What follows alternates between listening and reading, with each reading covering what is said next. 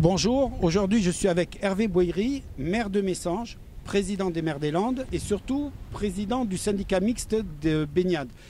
Donc c'était important pour vous puisque le week-end dernier vous avez ouvert les plages. Alors premier bilan de ce premier week-end.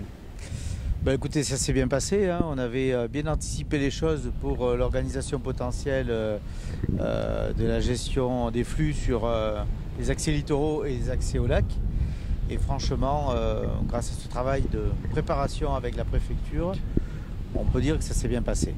Donc aujourd'hui, est-ce que vous vous êtes tous réunis justement pour faire le bilan de ce premier week-end? Est-ce qu'il y a des modifications qui ont été faites ou qui vont être faites pour ce gros week-end, puisque demain on est en plein grand week-end? Non, il y a des adaptations à la marge sur l'organisation des sites, c'est tout, hein, les sens de circulation, le panneautage, pour que les gens puissent respecter au mieux le protocole et puis les règles sanitaires. Donc on a quelques petites adaptations, mais autrement tout est conforme à ce que nous avions prévu. Alors on va poser la question, les gens dans l'ensemble, il y a bien, je pense, quelques réfractaires au système, mais dans l'ensemble, vous êtes contents? Oui, dans l'ensemble, on est très très contents. Franchement, la plupart des gens sont très respectueux de la situation, respectent ce qui leur est imposé.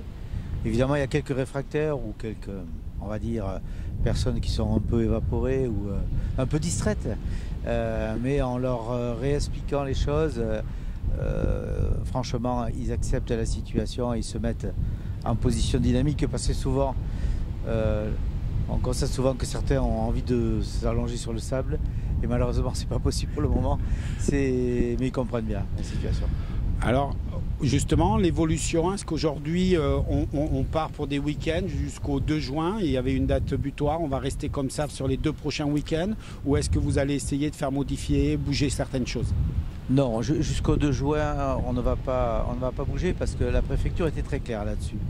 Au départ, elle voulait interdire, donc elle n'a accepté la situation que sous une forme dynamique, comme ça se fait d'ailleurs dans des pays étrangers, hein, notamment l'Australie, qui peut être un modèle pour nous au niveau du surf notamment. Donc on est parti sur cette base, on la garde telle qu'elle. Si les règles s'assouplissent et si on se rend compte, enfin si l'État se rend compte aussi que la pandémie recule, peut-être qu'effectivement on passera sur une deuxième étape où la position statique sera possible.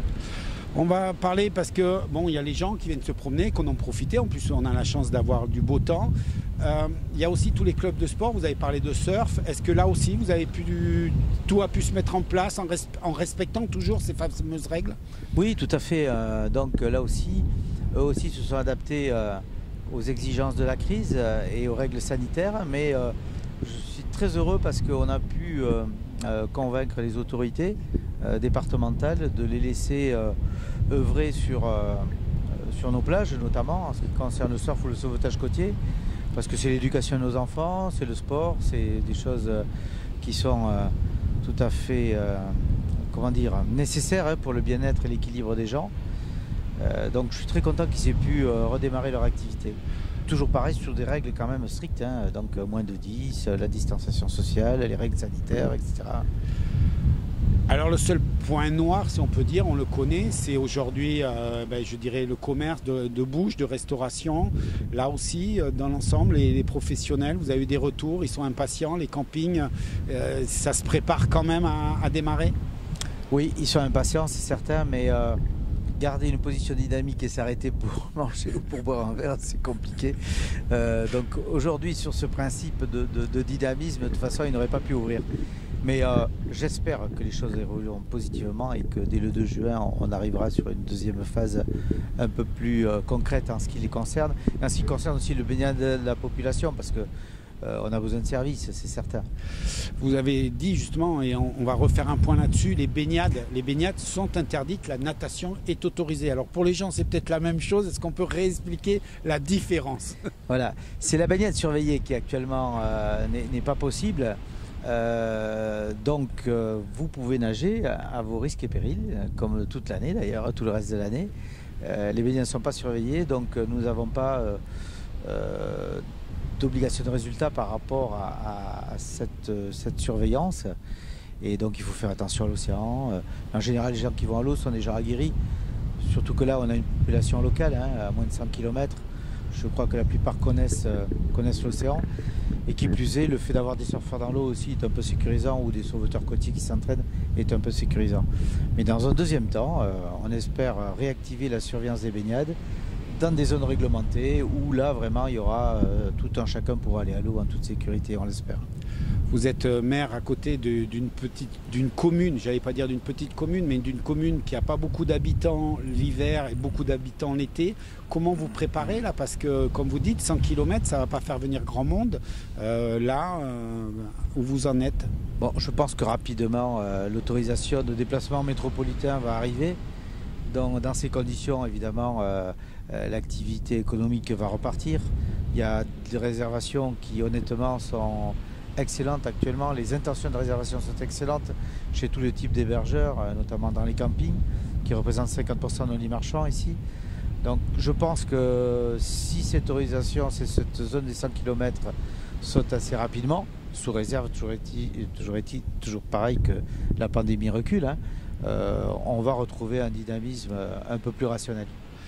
Je vais aborder, comme ça j'aurais fait un peu toutes les casquettes. Le dernier sujet, c'est les élections des maires. Là aussi, ça bouge, les mairies se mettent en place. Et le deuxième tour, avez-vous des informations en tant que président des maires? Non, je pense qu'il y a de bonnes chances que ça se déroule comme on le prévoit fin juin, dernier week-end de juin. Mais il faut que la décision évidemment des autorités compétentes pour pouvoir le réaliser. Mais tout semble se dérouler pour que ça se passe dans de bonnes conditions fin juin. Alors pour que les gens comprennent bien pourquoi c'est important que les maires, les nouveaux maires si on peut dire, se mettent en place, c'est qu'actuellement pour prendre des décisions c'est pas évident. Alors respect pour les anciens d'ailleurs qui ont conservé qui ont tenu la baraque, comme on dit, et notamment dans cette période de crise qui était très compliquée. Donc chapeau à eux d'avoir continué. Bon, il y en a certains qui vont être réélus ou potentiellement sont rééligibles, mais d'autres qui ne le seront plus et qui ont continué à travailler. Donc merci franchement pour l'action qu'ils ont menée. Et actuellement, bon, la vie ne s'est pas arrêtée non plus. On avait les autorisations de réengager les budgets à l'équivalent de ceux de 2019. Donc s'il y avait des mesures importantes à prendre, budgétairement parlant, elles ont pu être prises. Et bon, des travaux ont pu continuer, même si ça s'est fait dans des conditions assez précaires et difficiles, puisque même les entreprises n'étaient pas disponibles pour réaliser. Mais on avait quand même des moyens de continuer à fonctionner. Je dirais le mot de la fin, qu'est-ce que vous avez envie de dire justement aux Hollandais, aux gens qui viennent sur les plages, quels sont le message que vous voudriez faire passer? Alors déjà nous sommes au service de la population et ma plus belle satisfaction moi c'est que les gens puissent se retrouver des espaces naturels et évoluer dans les espaces naturels. Après cette zone de confinement où il a fallu rester chez soi, on a des espaces magnifiques où on peut garantir la sécurité. Eh ben, c'est vraiment un vrai bonheur de voir les gens évoluer chez nous et pouvoir profiter de la nature. Merci beaucoup d'avoir pris le temps de passer nous voir parce que je pense que les journées sont bien remplies. Et puis je vous dis à la suite parce que là on ne sait pas trop où on va aussi, à quel rythme l'information va fonctionner. On s'adaptera comme d'habitude. Merci beaucoup monsieur. Merci. Au revoir.